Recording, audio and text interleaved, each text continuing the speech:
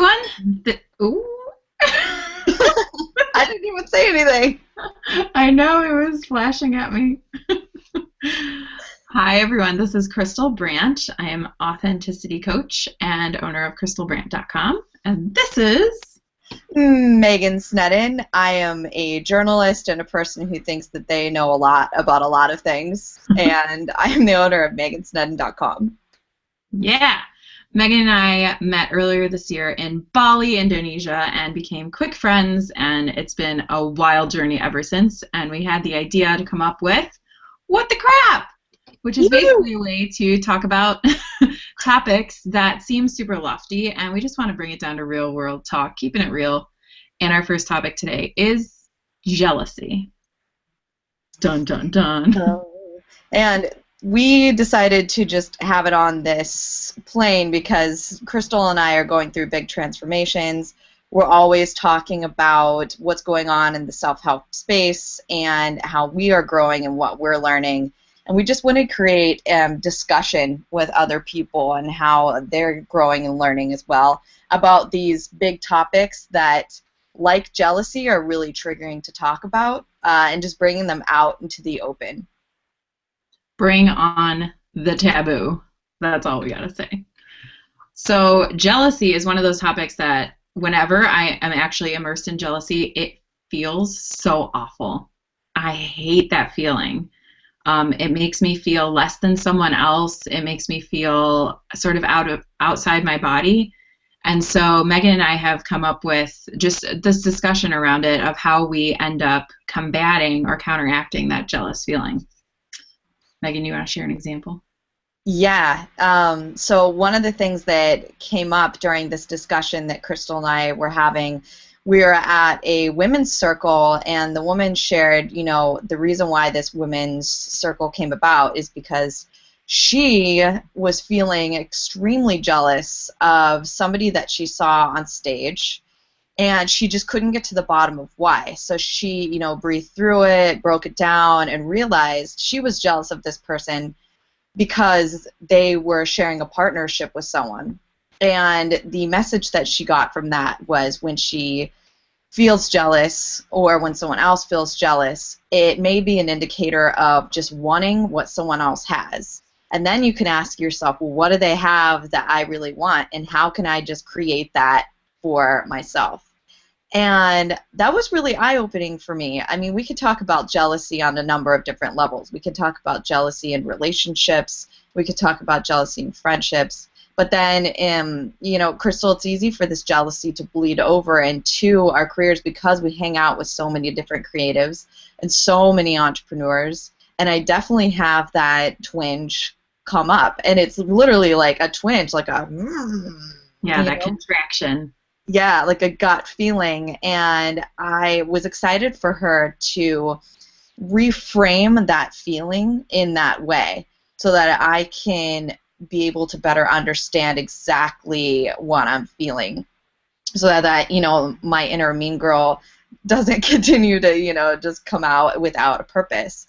And I realized there was this person that I was actually feeling a little bit jealous of, and I called you on the phone going, Krystal, I just feel jealous, and we walked through it, and it was because, this other person was like in their 20s and had written all these books and stuff, and I was like, hey, I want to write a book. That's literally all this jealousy was about. Yeah, it's so interesting, the paradigm shift that comes with realizing the person that you're jealous of actually has something that's fully expressed in them that you have dormant inside you. So it's actually, rather than a bad thing, it's actually an arrow pointing you in the direction of where you might secretly desire to go.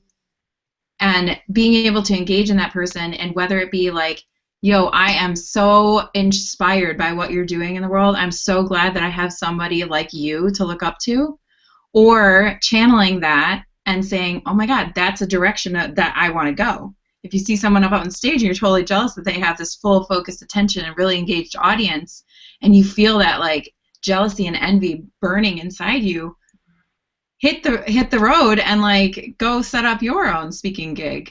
the next week. And taking action on what it is that we're jealous of is the exact medicine to disarm it. So it doesn't become this really emotionally triggering thing. It just becomes an arrow pointing you in the right direction.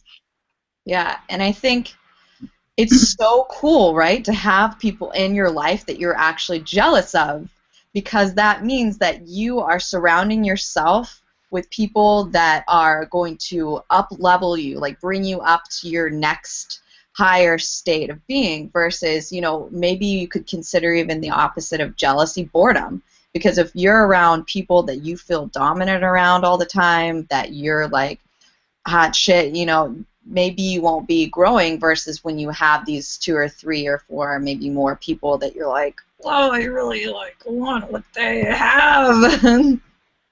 Yeah. Well, this is beautiful because now we've shifted from that contracting energy to expansive and sending that person love and appreciating them in your world for what they're doing and what they're inspiring you to do on your own path. Yeah. So, Krystal, here's a question for you. What does that feeling of jealousy feel like in your body, and how do you deal with that emotional feeling? That is awesome. I'm so glad you asked that because it burns literally from my lower chakras. So if we're going to talk chakras real quick, it goes 1 to 7. So 1 is at the very base of your spine. That's the root chakra, and then it moves up to your sort of pelvic region, which is your sacral chakra. Root has to do with all your basic needs. Sacral is all relationships and money. And then you move up to right below your ribs, which is your power center, your solar plexus. And that's where you gain your identity, and that's where you step into your own power. Moving up to the heart real quick is heart center, all your love and where you're directing it in your world. Then it moves up to the throat chakra, speaking your truth, speaking your voice. Third eye chakra is where all your intuitive wisdom comes in, and then the crown chakra is your connection to something greater than you. So for me, I have the contraction in my lower belly, and there, I mean, we're talking relationships and feeling safe, and so I feel like that contraction real lower, and then it also moves into my heart. I feel this like sort of like nervous anxiety feeling, and also like all over, I just start to like heat up, which is interesting. And it also makes me like shut down. I don't want to speak because I feel inherently that I'm not as good as this person. And so any sign in my body that tells me that I'm shutting down and closing out, that's a direction that I need to actually spend some time in, because that's stopping me from sharing my true authentic self. So whatever it is I can take care of myself to do to counteract that, which is, if it's journaling, like why am I feeling this way? Or reaching out to that person or calling up Megan and saying, oh my God, this jealous feeling, I'm so over it. It's actually something that flashes me back to like grade school and being in school, like comparing grades, and like it brings up all that not enoughness. So reach out, write it down. I mean, anything you can get it in a healthy way outside of you is something that will eventually help you to understand what it actually is that doesn't feel so good. Yeah, and I've almost experienced jealousy in the same place that like survival mode comes from. And like it really activates my body and puts me into this caveman feeling. And so it's almost like, you know, recognizing that that feeling is there, taking a deep breath, and just kind of like settling into it, right? Because the voices inside our head when we're activated or triggered like that, they race at like 400 miles an hour. And then they go from like one thing to the next thing to the next thing, where suddenly you're like pinning assumptions on a person just because you have this belief within inside yourself. So for me, it's a matter of like slowing it all down, acknowledging that voice is there, like not stuffing it, you know, making myself wrong for feeling it, just saying, hey, you know, I see you, I know you're there, which is really important. And then, like, I actually had a girl at a party that I was feeling a little bit jealous of, and so it was like, you know, breathing into it, and I realized, you know, it was because she has this, like, loud, vivacious, funny personality, and she was, like, attention of the room. And for me, it was checking with myself and being like, okay, you know, someone, I don't need the spotlight all the time. I honor this person for being a woman and owning her power and like fully embracing who she is and her light and like not hiding that. And then realizing too that I'm good. Like I don't need extra validation. I don't need to all the time be in social situations where I need to win everyone over. It's nice to be quiet for a while and like kind of relax and chill out. And then and just then transitioning that like jealous, hey, wait, pay attention to me, to like, okay, well, how can I start a quiet one-on-one deep connection with somebody, because I'll get a lot out of that. And also like, how can I secretly like beam light at this woman for being who she is? Yeah. Yeah, I'm so excited about seeing women be who they are. Exactly. I absolutely love the shift that's happening from super competition between each other and shit talking each other. Like, I am so over that. That has always felt like crap to me. Where can we celebrate each other? If someone has something that you desire, that is something to celebrate hardcore in that person. And then we start a conversation around, like, oh my God, did you see how kick ass she was on stage? Did you see those shoes that she chose to wear and how amazing and confident she was in them? Like, that's the kind of conversation I want to be in now. Yeah, and in terms of maybe being in public and you see that sexy girl walk into a group of men and getting a lot of attention for it, it's like honoring her for how much work she put into her appearance that day to feel beautiful, and like how she's willing to own all of her beauty. And just, this is like my beam. I don't actually do that at the person. She'd be like, "That's cool. What are you trying to turn Hey, girl. me?" Yeah. I love that. And also, like, considering that that woman has probably done, especially like a woman, you know what I'm talking about? Like a woman, just goddess, radiant energy, shoulders back, standing tall, owning who she is. That woman, it may be her outfit that at least presents to the world how incredibly beautiful she is, but she has done a lot of inner work to get to that point where a group of men are just like celebrating her beauty. You know, let's consider that this woman has been on a path and that she's worked really hard. And it's not just about the clothes she wears or the shoes she's rocking. Like, it is about her inner glow and her inner light that's actually emitting, and she's letting it. That's the beauty in it. Like, the fact that she's letting her light shine gives me a chance to celebrate it. Yeah. So how can we become that woman? And the other thing too is, when you're having that jealous feeling come up, is not to make assumptions on the way that people present themselves online or the way that they present themselves in person. So another tool, Krystal, that I reach for that might be, that maybe you could speak on too, is compassion. And that's, whatever you're projecting onto this person, is there a possibility that maybe that's not true, and that maybe that they're a human being just like you? And how can you dive into that compassionate feeling of considering what might be going on with this person, or like where this person came from that makes them act the way that they do? Mm-hmm. Yeah, if we can all reach for compassion as our first go versus judgment and criticality. I mean, what we all don't realize is that every word that we speak against someone is actually an expression of something we don't accept in ourselves. I mean, think about that. Every criticism, every judgment that I've ever made in my life, from grade school to high school to college, in my work life to now, I mean, they're all expressions of how I see the world.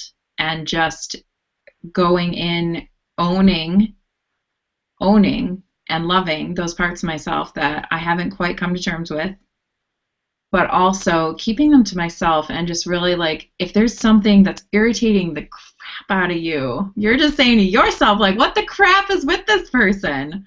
You know, dig for something. Just take a moment to consider, what is it? I know there's one thing that you can send love to this person about.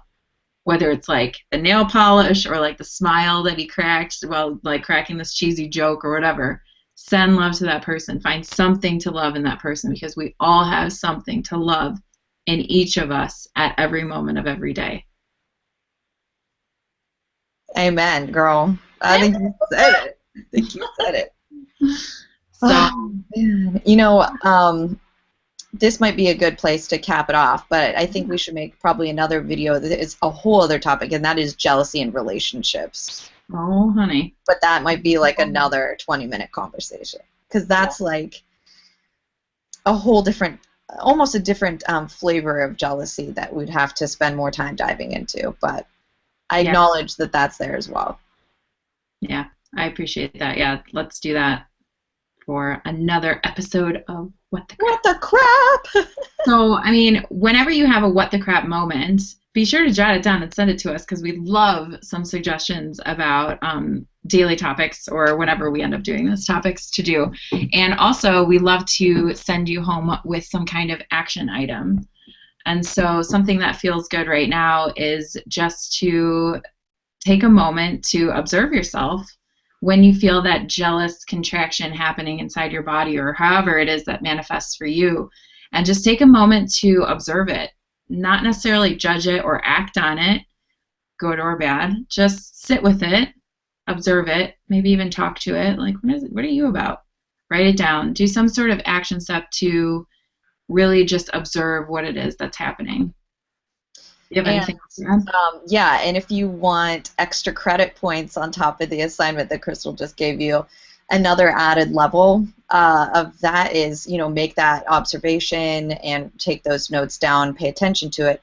But then, do you have a friend that you can contact that you know loves you unconditionally, that you can talk about it with, and that you can just, I know this is scary, but step into your truth for a hot second, acknowledge that that's there, and have a discussion about it. Because sometimes when you are able to talk that out with a friend and just acknowledge that it's there, that's an additional tool of helping it dispel and get to the bottom of it. So that you can stop asking yourself, what the crap? You can say it to a friend. Say, what the crap is with this? I don't like it. Let's talk. I love it. Cool. Well, thanks for hanging out with us today. I hope that you got something out of this conversation. And again, we're going to be having these talks regularly. So if you have, like, what the crap moments like I do every day, send us some topics to discuss, and let's get the conversation going. Peace. Thanks for joining us. Mwah. Bye.